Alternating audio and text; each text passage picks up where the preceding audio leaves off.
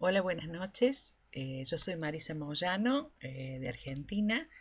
y junto con el compañero que me precedió en la presentación de los ríos profundos, mi función en esta clase es realizar una presentación del Cerro de Arriba y el Cerro de Abajo, al que intentaré abordar particularmente su relación o en las bases que funda discusionalmente los 7 ensayos de la realidad peruana de José Carlos Mariátegui. Me gustaría empezar la clase, perdón, pero este es el humo de mi cigarrillo. Me gustaría empezar la clase leyéndoles, soy de literatura, por eso no puedo dejar de hacerlo, un brevísimo texto de Eduardo Galeano, presentado en Memoria del Fuego, sobre Arguedas.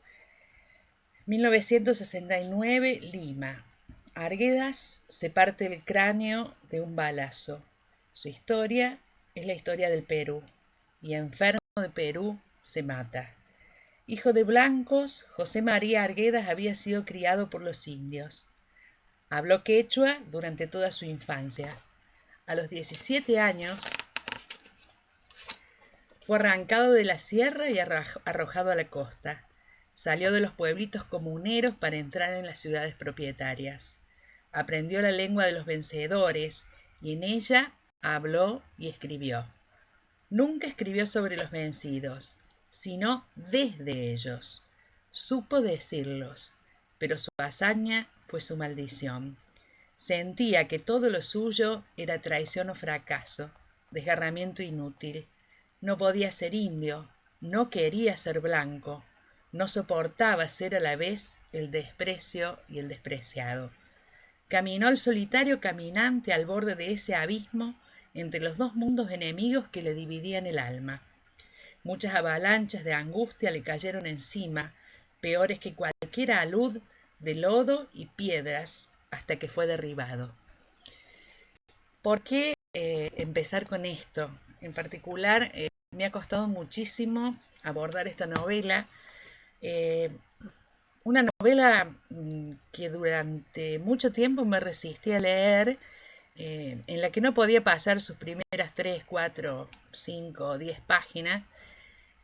precisamente tal vez desde la problemática de la autoficción. Esa declaración tremenda que aparece creo que ya en el segundo o tercer renglón de su primer diario, acerca de su decisión de suicidarse como de algo tomado, es como que habiendo conocido a Arguedas y buena parte de su obra, eh, digamos, obstaculiza en mi caso la lectura desde el tenor de lo emocional. Precisamente porque con esa declaración, con esa presencia de los diarios en el Zorro de Arriba y el Zorro de Abajo, nosotros como lectores somos atravesados por otro pacto de lectura, no un pacto de lectura ficticio, que sería el propiamente literario, sino un pacto de lectura verista más que verosímil, atento a que aparece como una escritura del yo. Cuando este narrador de los diarios en principio sostiene que va a suicidarse, quien conoce la vida de Arguedas, quien ha abordado alguna de sus obras y ha leído sobre su biografía, sabe que efectivamente cumplió con esa advertencia que prácticamente aparece entonces en el texto como una promesa. Pocos textos producen ese efecto, digamos, espantoso de ser víctima realmente de su visión de mundo, de su ideología y de su inmersión personal en ese mundo como lucha, y en este caso, a partir del suicidio, digamos, como derrota. Por eso digo, bueno, este curso me obligó en cierto modo a leer El Zorro de Arriba y El Zorro de Abajo. Creo en ese sentido que Galeano expresó muy bien esa dicotomía que atravesó toda su obra y que atravesó toda su vida. Voy a comenzar en este sentido, antes de presentar algunas cuestiones que me interesan de José Carlos Mariátegui como un predecesor en el pensamiento de la problemática del indio que atraviesa la obra de Arguedas. Voy a comenzar planteando alguna cuestión de este yo que escribe, que es José María Arguedas. Hay muchas lecturas, hay mucha discusión al respecto, pero él mismo ha declarado y hay muchos testimonios que él mismo lo declara y hay muchos testimonios que lo confirman, más allá de algunas diferencias que puedan haber en la crítica, que parte de lo que se aborda en su biografía, en su obra, que tiene un fuerte tinte autobiográfico, tiene que ver precisamente con su infancia. ¿Por qué este Arguedas desgarrado entre los abismos, entre un abismo que separa el mundo indígena del mundo blanco, plantearía Galeano, hoy quizá en un tono moderno y en particular desde acá argentino, diríamos, por qué esa grieta que divide su vida en dos? Y bueno, existe la declaración, la pueden encontrar en YouTube, en algunos de los tantos videos que circulan sobre Arguedas, donde él plantea que cuando su madre muere, su padre, que era abogado y viajero, tal como lo expresa el compañero en la presentación anterior, finalmente su padre, que era un abogado litigante y viajero, se casa con una viuda rica y hacendada, que tenía otro hijo, lo desprecia profundamente. Cuando su padre está presente en su casa y en su familia, él forma parte de la casa, pero cuando su padre está ausente, que es la mayoría del tiempo, su madrastra lo confina a la cocina. La cocina era el reducto de los indios, de los indígenas, de los quichuas. Ahí aprende el idioma, aprende la lengua, aprende la cultura, y uno podría decir que la aprende casi como cultura madre, como lengua madre, considerando que lo blanco aparece en ese entorno como madrastra que no contiene, madrastra que no habita. Cuando su padre volvía, lo volvían a trajear de blanco y volvía a la parte central de la casa. Cuando su padre se iba, volvía a habitar de indio. Pero allí conoció el afecto, ahí conoció la cultura, ahí conoció la sensibilidad, y junto con la lengua y la cultura, naturalmente, todos sus mitos, toda su cosmovisión que aparece tan fuertemente marcada en sus obras y marcadas en la trayectoria de su vida. No olvidemos que Arguedas, además de escritor, fue etnólogo, etnógrafo, se dedicó al rescate no solo de obras, de historias y de mitos, sino también de todo lo que era la cultura andina de su época. Bueno, ¿por qué planteo en primer lugar esta necesidad de volver a mirar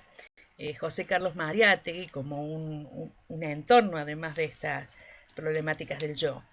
Porque es Mariátegui quien en 1928 publica los 7 ensayos de interpretación de la realidad peruana, planteando, bueno, varias cuestiones. Este texto, producido por José Carlos Mariátegui, recoge artículos que él había escrito en distintos periódicos en épocas anteriores, así como en la revista Amauta, considerada por muchos como la mejor revista del Perú de todo el siglo XX, planteando precisamente no solo una cuestión económica, sino sobre todo cuál era la problemática más fuerte acerca de la inexistencia de la peruanidad. Peruanidad remite de hecho a un esencialismo al que ninguno de los dos, y en particular sobre todo Mariátegui, adhiere, sino en el sentido de decir no haber logrado constituir una nación unificada, sino esta problemática de la presencia india, de la constitución indígena, fuertemente indígena del Perú, como un problema que dificulta precisamente la unidad en una idea de nación en un momento temprano. ¿Qué nos interesa de Mariátegui? Que precisamente él, como intelectual peruano, pero sobre todo también como político, adhiere rápidamente a las ideas del socialismo y el comunismo desde su juventud y sobre todo durante su etapa de exilio primero. Y nos interesa destacar en este sentido algo que sirve para pensar y creo que tiene que ver mucho con estos dos textos, el hecho de que el materialismo dialéctico al que adhieren no se reduce a decir, bueno, apliquemos el materialismo dialéctico en general, sino que por el contrario, uno puede percibir una cierta y una fuerte autonomía en realidad de pensamiento en Mariátegui, así como después lo veremos también en Arguedas, en tanto y en cuanto el aparato teórico marxista no va a ser aplicado mecánicamente sobre el Perú, sino que va a ser utilizado como un instrumento de análisis que sirva, más que el materialismo dialéctico en sí mismo, que sirva para profundizar la problemática peruana. Y en ese sentido creo que Mariátegui es el primero que lo hace. La tesis central de su texto es precisamente que la problemática del Perú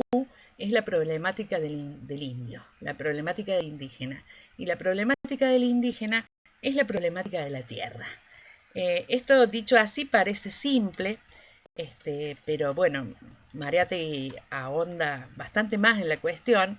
y comienza analizando las distintas etapas económicas por las que atraviesa el Perú. Él sostiene que en realidad el problema del del indígena no es un problema administrativo, no es un problema solamente político,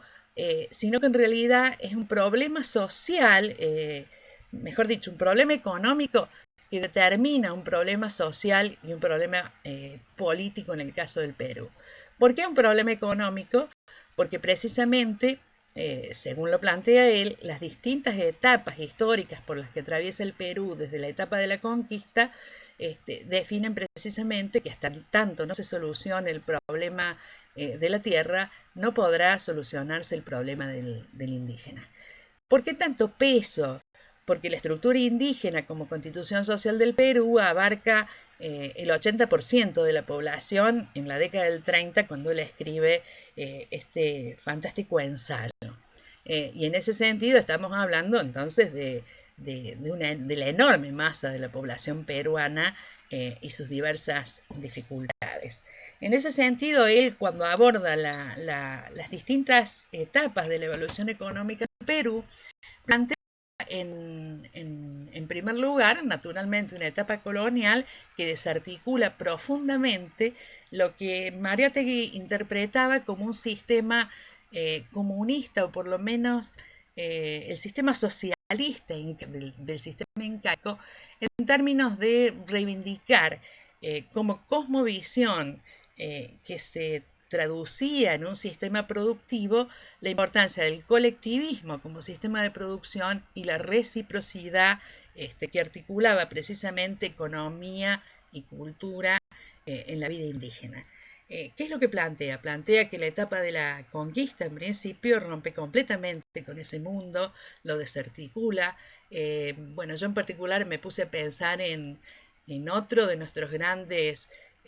o primeros decolonizadores del pensamiento latinoamericano como lo es Guamán Poma de Ayala, tiendo a decir nuestro primer o nuestro gran Quijote latinoamericano, considerando que escribe simultáneamente prácticamente con la gran obra de Cervantes sus 1200 páginas sobre la nueva crónica y buen gobierno, donde intentan mostrarle precisamente esta problemática de la necesidad de no desarticular el mundo andino a los reyes españoles. Primero Felipe II, se muere en el medio Felipe III, escribiendo 1200 páginas en dos códigos, en el código verbal escrito y también en el código del dibujo, previendo tal vez una lectura bivocal. Me refiero a la ilustración en el sentido de interpretación oral y la escritura dirigida al rey en términos de interpretación escrita. Es decir, esta profunda desarticulación del mundo andino se da precisamente a partir de la esclavitud, a partir del sometimiento del cuerpo del otro, como producto precisamente del tremendo ejercicio de violencia física y simbólica, en el doble sentido. Física en cuanto al sometimiento y esclavización del cuerpo de los indígenas, y simbólica porque esa esclavización presuponía precisamente la desarticulación de los modos originarios de producción que tenían que ver con lo comunitario en el caso del imperio del Perú, sobre todo en su zona serrana.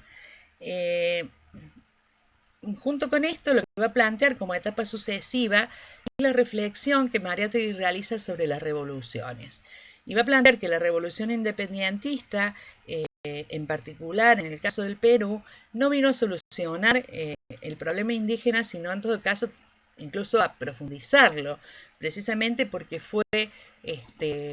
como podríamos decir, coordinado o manejado sobre todo por las burguesías, no burguesías, sino por intentos de burguesías criollas, que no tomaron para nada en cuenta la problemática del indígena. El indio no fue protagonista de estas revoluciones, incluso más, algunos plantean que no hubo de hecho revolución precisamente por esa causa, sino cambio de un monopolio, el monopolio hispánico, por otros monopolios, en este caso bajo la influencia sobre todo de Gran Bretaña en lo económico y de Francia en lo cultural. En este sentido, lo que va a plantear es que más, decimos esto, empeora la condición del indio, porque precisamente a lo que aspiran estas revoluciones es a distribuir la tierra entre los nuevos criollos, lo que supone que si existían todavía indios comuneros con sus propios modos de organización y de producción, poco a poco estos van reduciéndose masivamente, porque la tierra pasa a manos criollas, con lo cual tampoco cambia el estatuto jurídico, el estatuto social del indígena, que continúa siendo un esclavo de la tierra. En este sentido, lo que va a plantear Mariátegui es que precisamente si no se soluciona el problema de la tierra, y en particular esto con una reforma agraria profunda, que realmente produzca un reparto o una devolución de tierras a sus protagonistas, el problema de los indios, el problema indígena, no va a solucionarse en modo alguno. Como de hecho no se solucionó ni siquiera en la etapa de comienzo de la industrialización, que se sitúa en fines del siglo XIX y principios del XX, con el descubrimiento del salitre y el guano como materiales que empiezan a ser consumidos o importados, digamos, por Europa y por Estados Unidos, porque precisamente a lo que dan lugar es a la emergencia de un pequeño capitalismo nacional que rápidamente es devorado rápidamente por las nuevas formas del capitalismo internacional, en términos de subordinación a los grandes patrones comerciales europeos, bajo la forma de empréstitos, bajo la forma de imposición de las formas de consumo y básicamente bajo una nueva empresa minera que supone para los indígenas peruanos nuevas formas o formas de seguir manteniendo la esclavización. Esto no solo se va a ver en Arguedas, sugiero también la lectura de otros textos literarios que analizan muy profundamente esto, como por ejemplo también en el coetáneo del propio Arguedas, que es Manuel Escorza, con su novela Redoble por Rancas, que precisamente articula dos historias para mostrar cómo a principios y mediados del siglo XX la cuestión indígena deambula entre lo que sería la lucha contra la supervivencia del latifundio, que día a día esclaviza más a los indígenas, por un lado, y por otro lado la lucha o resistencia indígena frente a las grandes compañías mineras, sobre todo yanquis, que son quienes empiezan a reemplazar progresivamente a la influencia que planteábamos recién, británica. Mariátegui va a sostener que entonces el problema del indígena, el problema del indio, es el problema de la tierra, es el problema de la educación, porque plantea también que mientras siga habiendo latifundio y colonialidad y violencia sobre el otro, por más instrucción pública y por más intereses moralizantes o por más buenas intenciones, no va a haber ningún cambio posible. La religión en este sentido es otro de los factores que analiza y plantean que siempre han estado a favor precisamente de seguir sustentando las estructuras coloniales, así como los debates entre regionalismo y centralismo que se dieron en el Perú tampoco contribuyeron a solucionar esto, básicamente por la estructura central de Perú, centralista quiero decir más que central, y porque en realidad los caciques y gamonales regionalistas digamos se relacionaban íntimamente con las estructuras del poder central, con lo cual no lograban constituirse jamás en una alternativa. El último punto que analiza y que me interesa destacar de Mariátegui, más allá de que, bueno, habría que profundizar muchísimo más, es que Mariátegui analiza como último factor en los 7 ensayos de la realidad peruana el proceso de la literatura. Mariátegui, como marxista que era en este sentido, va a plantear que la literatura debe ejercer un compromiso social y un compromiso político fuerte. Es decir, la literatura tiene que jugársela, en este caso, por este otro que es el indio. Y en este sentido, lo que va a plantear es algo que después muchos críticos en la actualidad también retoman para repensar a Arguedas, y por eso me interesaba particularmente detenerme en él. Él plantea varias cuestiones, pero entre ellas la que más me interesa destacar es que existirían 3 etapas, plantea él, en lo que sería la evolución de la literatura. La primera etapa colonial, en la que, bueno, no existe en modo alguno participación del indio, del indígena,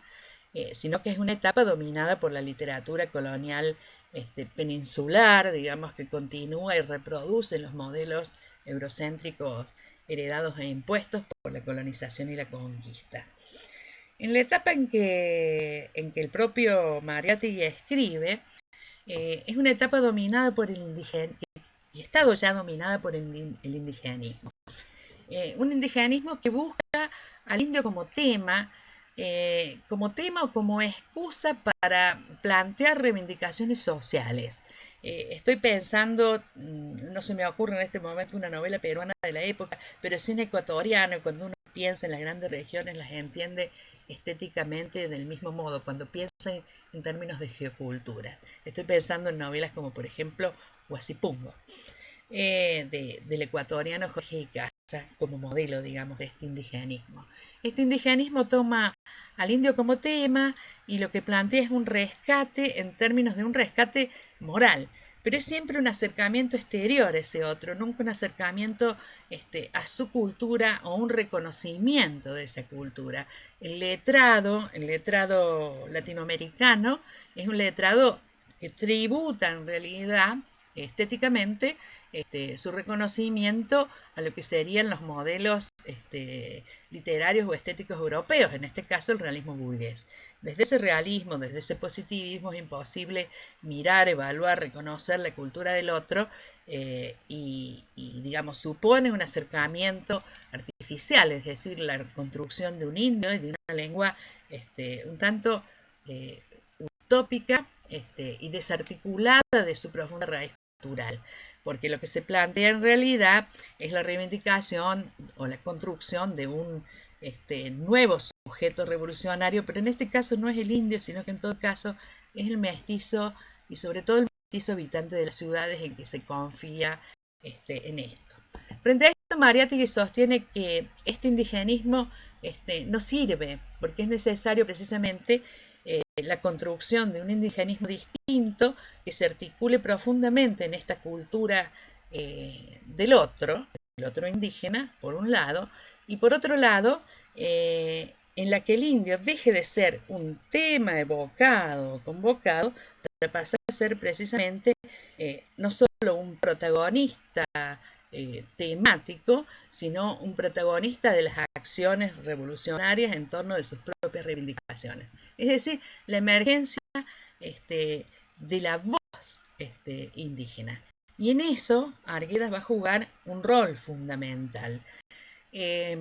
Como buen marxista que estuvo en Europa, que conoció las vanguardias,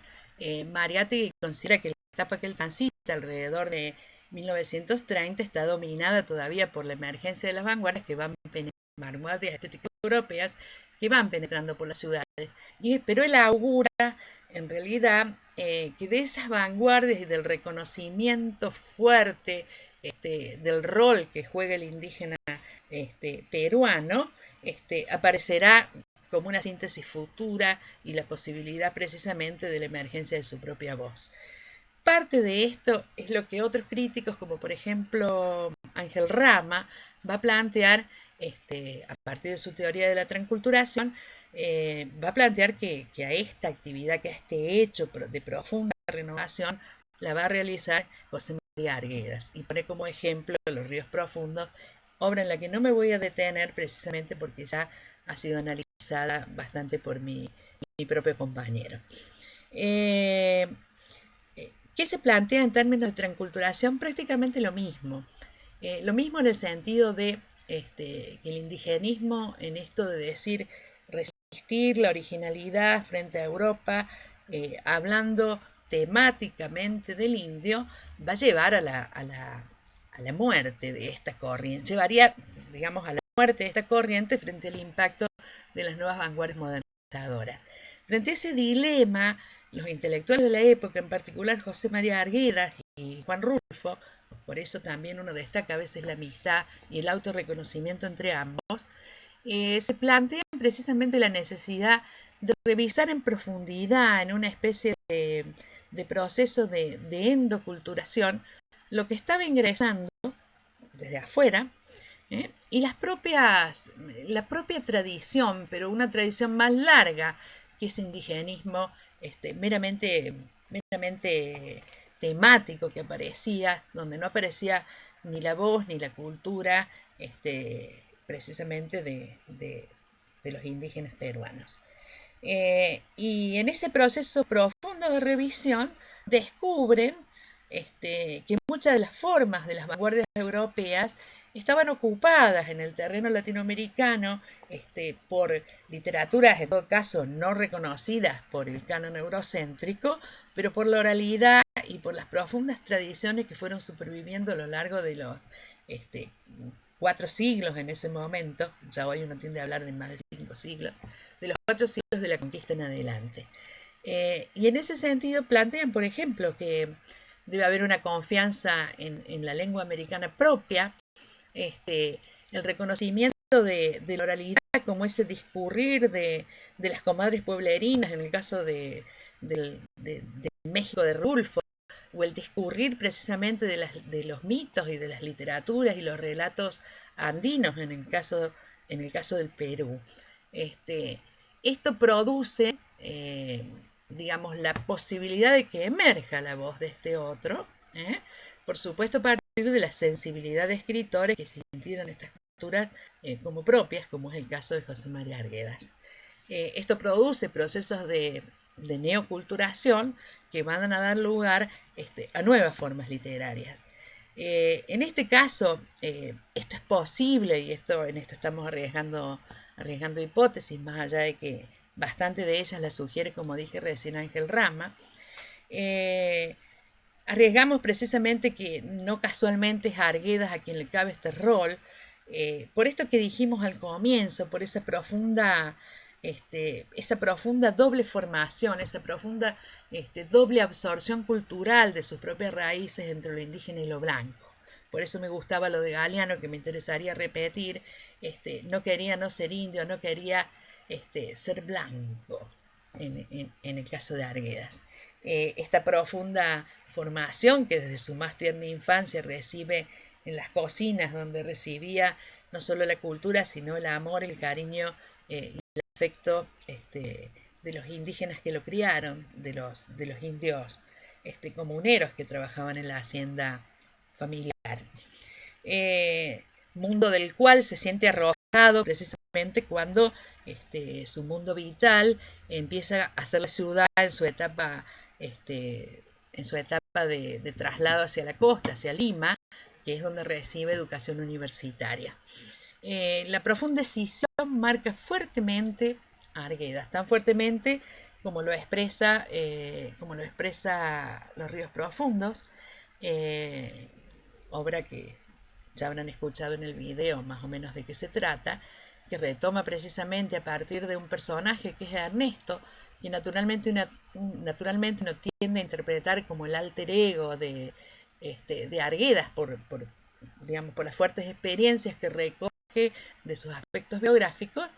Y en una segunda novela también, que es fundamental, tiene muchas, digamos, pero vamos a rescatar tres en el proceso que nos lleva hacia el zorro de arriba y el zorro de abajo, una segunda novela que es fundamental, que es Toda la sangre, novela que se publica en el año 1964. Toda la sangre viene a plantear, como si uno dijera algo así como la utopía de Arguedas respecto del mundo o el cambio social o de la revolución que imagina, del mundo que imagina, rearticulando la doble vertiente cultural que lo puebla. No voy a narrar todo el argumento, pero hay un personaje central que es Demetrio Maigua. No, Felipe Maigua, no. Bueno, Demetrio, no voy a recordar el apellido, no importa. El personaje fundamental, que es un indio que se ha creado en las ciudades, pero que vuelve a las minas y se convierte en realidad en el incitador de los procesos revolucionarios, junto con criollos que precisamente se dan cuenta, toman conciencia en la zona de la sierra, la importancia que tiene lo indígena en la conformación de lo que sería un primer capitalismo nacional, es decir, un reconocimiento de este lugar del otro, y de esta necesidad de que el indígena sea el protagonista, el propio protagonista de su proceso revolucionario. En eso hay una fuerte articulación con Mariátegui. ¿Por qué? Porque ambos van a sostener precisamente que no el problema del indígena y el problema de la tierra y el problema de la revolución, en este caso, no son problemas que se van a solucionar si no se dan precisamente a partir de la fuerte articulación protagónica de los propios indios. Son ellos quienes deben autoliberarse, quienes deben dar la lucha, son los sujetos de la revolución por los que abogan en sus textos. Las dificultades de este mismo proceso, que son fuertes en este sentido, en Arguedas incluso estuvo preso por protagonizar algunos procesos políticos, como diríamos, contestatarios frente a distintos regímenes de gobierno, así como le había pasado a Mariátegui. Arguedas también estuvo preso, de lo que da cuenta otra de sus novelas, como es El Sexto.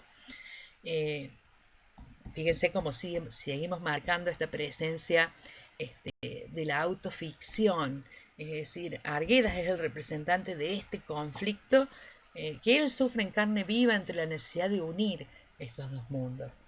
Por eso decía de esa segunda novela que rescatamos que precisamente en la dimensión utópica plantea el mundo ideal de Arguedas, que es Toda la sangre, que después muchos de la crítica peruana rechazan como no realista. Decía, en ese proceso la revolución no se logra, y amén de eso, y de que hay mucha lucha por delante y posterior, y después se articula con la presencia de Sendero Luminoso, no me quiero ir del tema, es en realidad Arguedas que ve que él no puede lograr unir, digamos, esos dos mundos que lo dividen, el mundo indígena y el mundo blanco.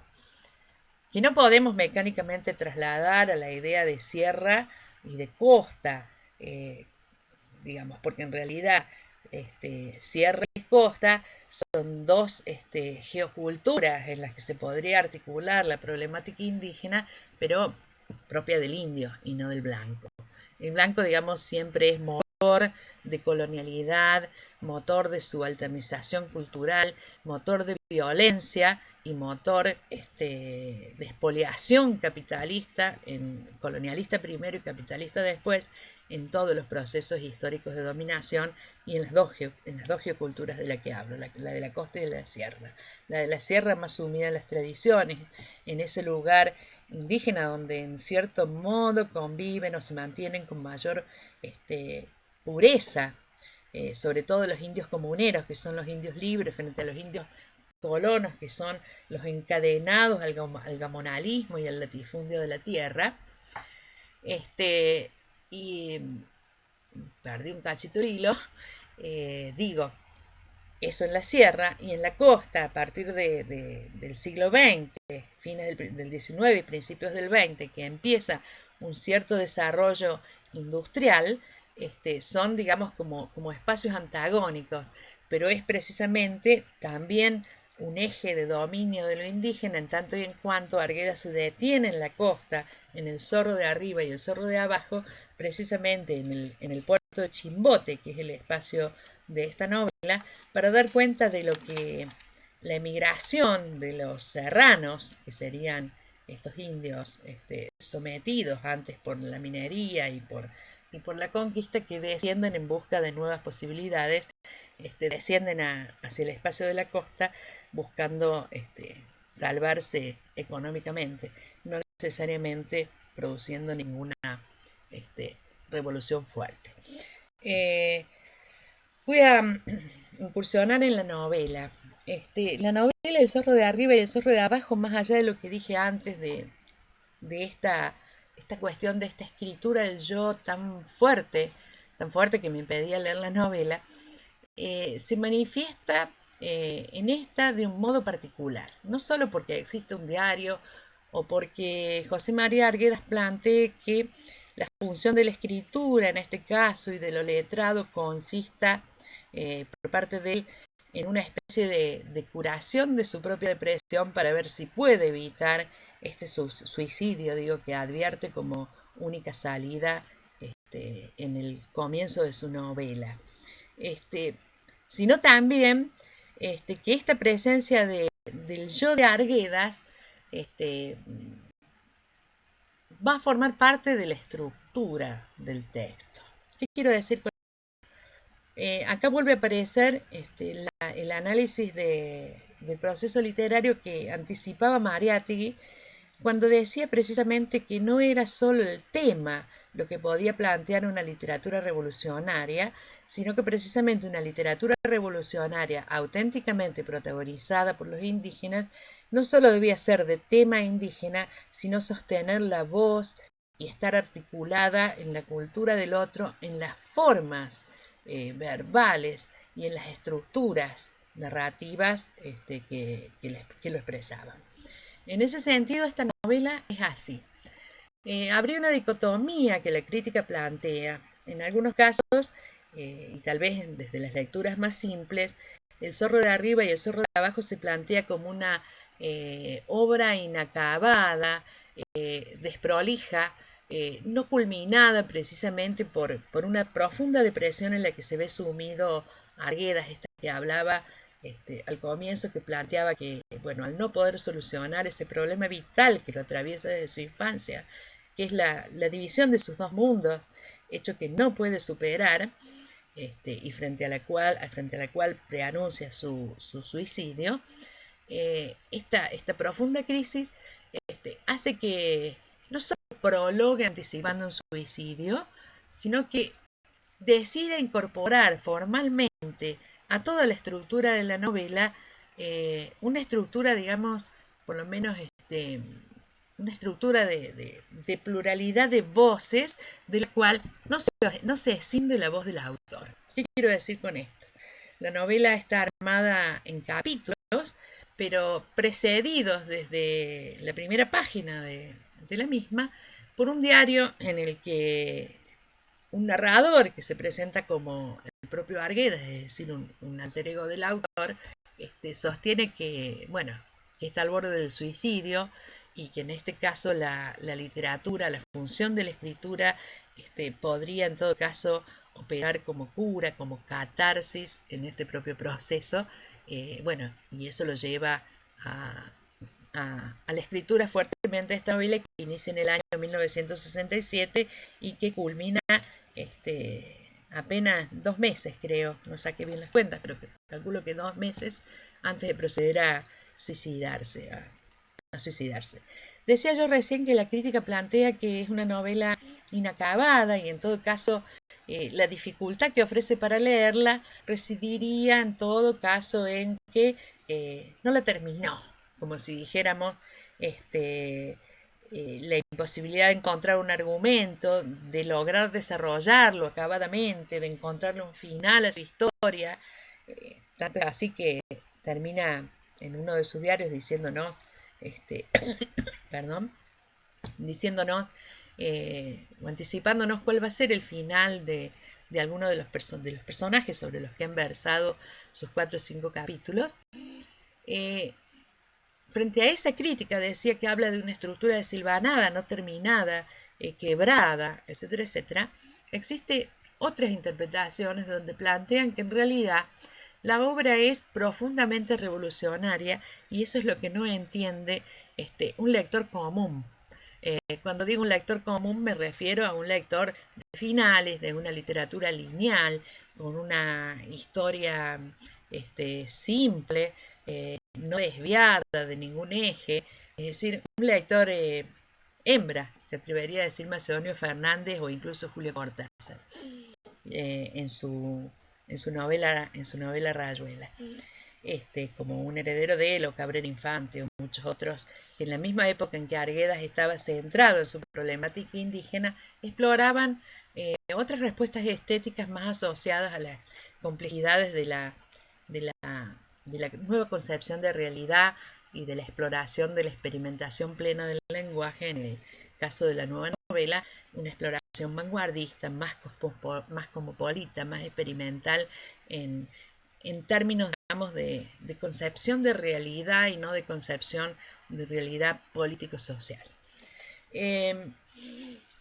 Entonces decimos, en este caso, si uno se deja guiar por este título, El zorro de arriba y el zorro de abajo, sabemos que hace alusión a un mito, aparte de la mitología andina, que fue recogida de los siglos XV y XVI, por algunos antropólogos y que él estudia mucho en particular. El zorro de arriba y el zorro de abajo hace referencia a la narración cada vez que se encuentran dos zorros, que esto sucede cada 2500 años, en que se relatan historias. En este caso en particular, este es el título de la novela, y simultáneamente este mito hace referencia con el zorro de arriba a un zorro de la región serrana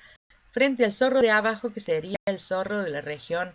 costeña, que se encuentran para conversar cada 2500 años. Esos 2500 años transcurridos son a los que hace referencia en el encuentro en Chimbote en esta novela. En particular esto es complejo porque vemos como una referencia desilvanada, poco aclarada, presentada en el texto bajo el formato del estilo indirecto libre. Me refiero con ello a sin marcas que nos den cuenta de cómo se inicia este diálogo. Aparece hablando dos zorros y nosotros no sabemos quiénes son, si somos lectores no penetrados en realidad de las culturas incaicas y de lo planteado por la crítica, y vemos su presencia en el final del primer diario y vemos su presencia en el final del primer capítulo y nos parecen estas como dos meras apariciones. Pero sin embargo, hay quienes han sido capaces de interpretar a toda la novela escrita para la advocación de este mito. No voy a reproducir digamos esta crítica, en todo caso después por escrito voy a poner alguna bibliografía por si a alguien le interesa. ¿Qué pasa en esta novela básicamente? Mientras Arguedas en toda su obra y en toda su vida había presentado la fragmentación del Perú, pero particularmente penetrando la zona andina, la zona de la sierra, en esta novela desciende hacia la costa, un lugar que él mismo dice no conoce. Mientras escribe la novela hace referencia en algunos de sus diarios a sucesivos viajes a Chimbote, que es un puerto pesquero, donde se produce precisamente la primera gran revolución industrial, si uno pudiera denominarle así, en el Perú, a instancias de la pesca masiva como explotación de la materia prima y de los recursos naturales, que da lugar a la emergencia de la industria de la harina y del aceite de pescado, que empieza a ser comercializado hacia el exterior. Esto genera un auge en la ciudad de Chimbote, que hace que desciendan, que crezca en un término breve de años, de 25.000 habitantes a 250.000, perdón, es decir, una reproducción muy fuerte de población a instancias de la inmigración, de los indios serranos que descienden buscando una salida a su pobreza, una salida a la esclavitud, bajo nuevas formas de esclavitud, que es lo que van a encontrar en Chimbote, formas más elaboradas del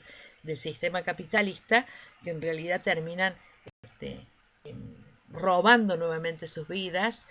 usando sus cuerpos, ejerciendo la violencia física y sobre todo la violencia simbólica, tanto en cuanto lo que plantea, digamos, la zona de la costa, es la pérdida de la identidad absoluta, de la identidad andina y de las tradiciones originarias propias. Vuelvo a la estructura de la novela. Decía, hay dos perspectivas en la crítica acerca del protagonismo del mito de los zorros. Yo adhiero en particular a la segunda, más allá de que no pueda en esta instancia hacer una referencia completa a ella. Esta estructura marca que Arguedas, movido, como dijimos recién, por la problemática, qué largo se me está haciendo esto, movido por la problemática de su pérdida de voluntad, de su crisis psicológica, se vea llevado a la escritura de lo que él elige como el zorro de arriba y el zorro de abajo, y decida precisamente en el momento de escritura intercalar entre los diversos capítulos que conforman sus dos partes, como queda configurada la novela, parte de, como si uno dijera, no son cuadernos de bitácora, sino diarios personales que hacen referencia precisamente al proceso de escritura, como si fuera una conciencia desdoblada, algo que no se acostumbra en literatura, donde pareciera ser que el arte es hacer creer que, en este caso, contradecido precisamente por la presencia de un autor que, más que decir hacer creer que, lo que se presenta a sí mismo es como el escritor de esta historia, que va a ser una historia. Es decir, un autor que declara esto que cuento es literatura, con lo que se desarticula un realismo ingenuo presente en la novela tradicional. Digo, este primer diario plantea la incuestionable problemática psicológica del autor, la depresión profunda en la que está sumido, que nosotros adjudicamos precisamente a esa escisión en la que vive a lo largo de toda su vida entre mundo indígena, afecto, mundo blanco, que explota y somete al mundo indígena de sus propios afectos y en el que ha sido formado. Decía recién, entonces aparece una primera parte, digamos, presentada por el primer diario, donde hace referencia a varias cuestiones del mundo literario, de sus relaciones literarias con otros autores, de su problemática con algunas discusiones que tiene adelante y polémicas con Julio Cortázar acerca de quien le machaca cierto regionalismo a su escritura, que lo ofenden en profundidad, como lo ofendieron antes algunos planteos de Salazar Bondi en relación a todas las sangres, donde se planteaba la irrealidad del mundo indígena que presentaba. Esto lo desarma, y yo creo que lo desarma precisamente porque es su salida, su experiencia vital y su compromiso con el mundo, el dar testimonio de sus dos raíces y de la necesidad de buscar la salida y la emergencia de la voz del otro, de la cultura del otro, hacia el protagonismo de su propia emergencia revolucionaria. Decía, el primer capítulo nos va mostrando poco a poco y a partir de una historia que,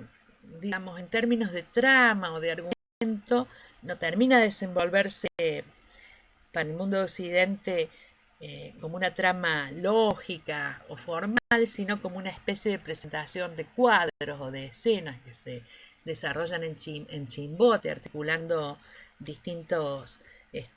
personajes, como por ejemplo en el capítulo 1, Chacauto y las bolicheras, que serían las lanchas pesqueras, y ese mundo que presenta precisamente como una especie de trampa a los migrantes indígenas que descienden a la costa, en tanto y en cuanto, si bien se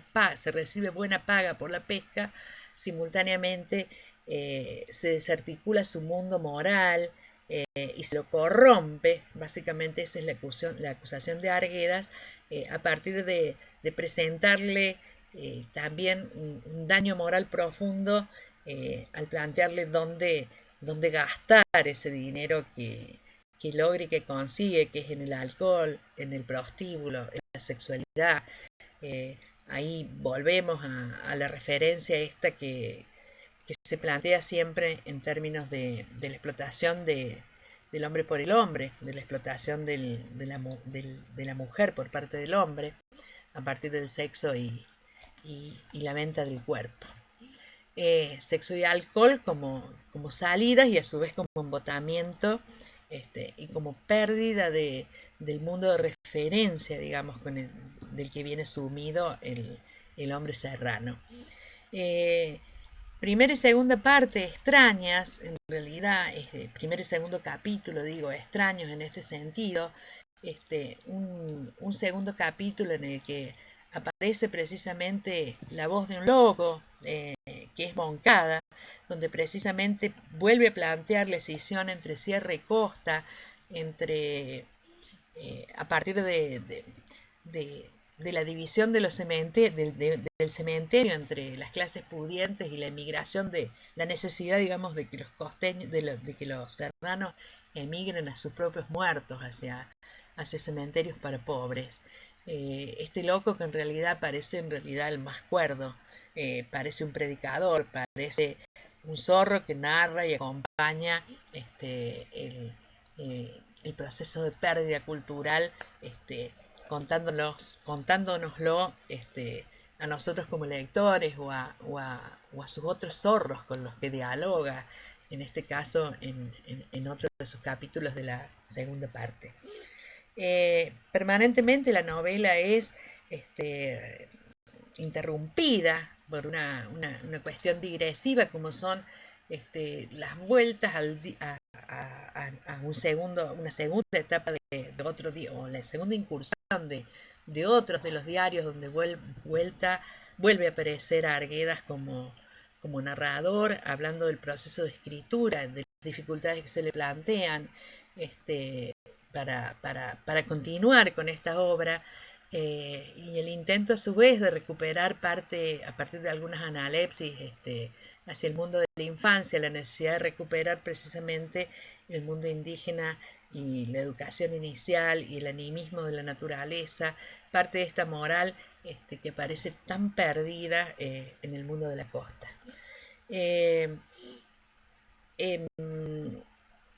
Hay mucho de mito en esta novela, hay mucho de zorros,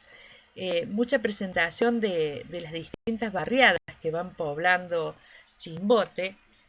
acosadas, explotadas en la miseria y en la explotación del capitalismo y de esta incipiente industria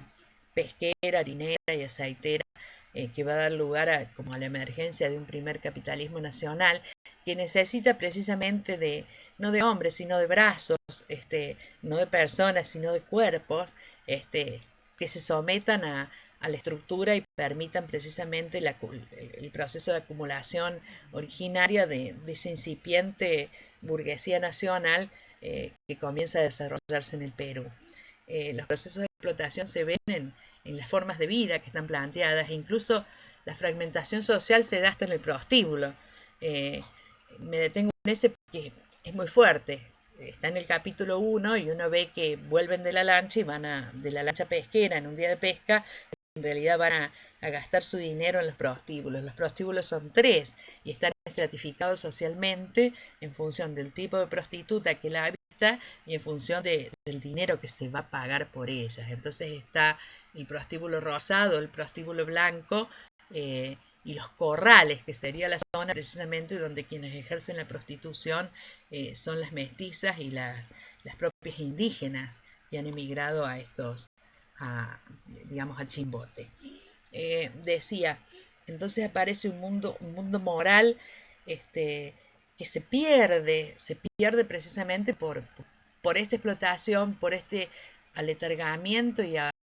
uno diría embotamiento que produce el capitalismo, que prevé no solo generar una estructura salarial miserable o más o menos rentada, es decir, se valoriza en realidad lo que gana el indígena en la costa, pero se denuncia este capitalismo que así como paga salarios, genera una estructura salarial, y uno podría pensar en términos de configuración de una clase obrera, presupone, organiza y define simultáneamente en qué debe gastarse ese dinero. Es decir, quienes pagan sueldos por trabajo en las fábricas o por trabajo en la pesca, son quienes también están encargados del negocio a donde se va a gastar. Incluso hay una figura social que se llama el enganche, que es precisamente esto de decir, generar una estructura salarial para el pago del trabajo, pero simultáneamente generar la estructura donde éste ha de ser gastado. Es decir, un capitalismo que aquello que da